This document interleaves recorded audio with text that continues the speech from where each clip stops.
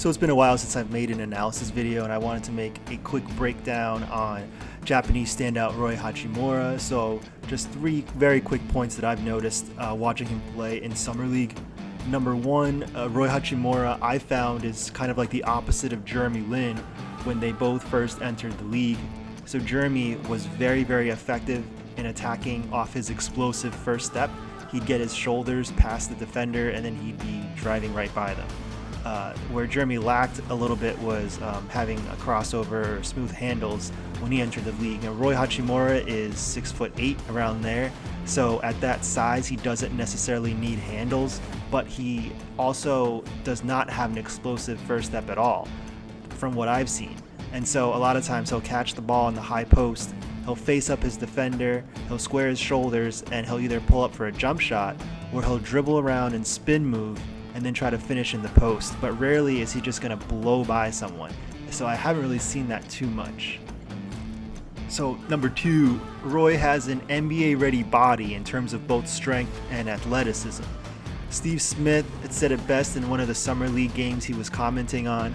He said that Hachimura isn't a freak athlete, like LeBron or Russell Westbrook, but he does have above average athleticism. In the NBA Summer League, this still allows him to catch and finish lobs over opponents off the pick and roll, as well as secure rebounds in tight quarters. But he's not leaps and bounds ahead of the competition in terms of athleticism. So this brings me to point number 3.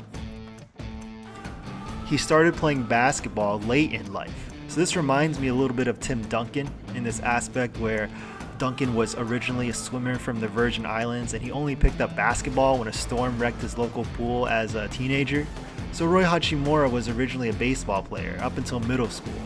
That means Roy's ceiling is still relatively unknown when we're talking about basketball. His athletic ceiling is probably pretty well defined at his age, given that he played 3 years at Gonzaga, but in terms of his basketball IQ, that's still evolving with each game that he's playing.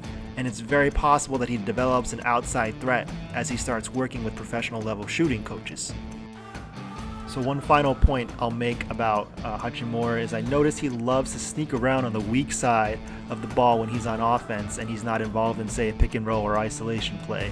So in Summer League, I've seen a lot of him sneaking around when his guards are attacking off the pick and roll, and he'll catch an easy lob for a finish. And I think this will be really exciting to watch with John Wall when he gets back and Bradley Beal as they look to find Hachimura in alley-oop situations.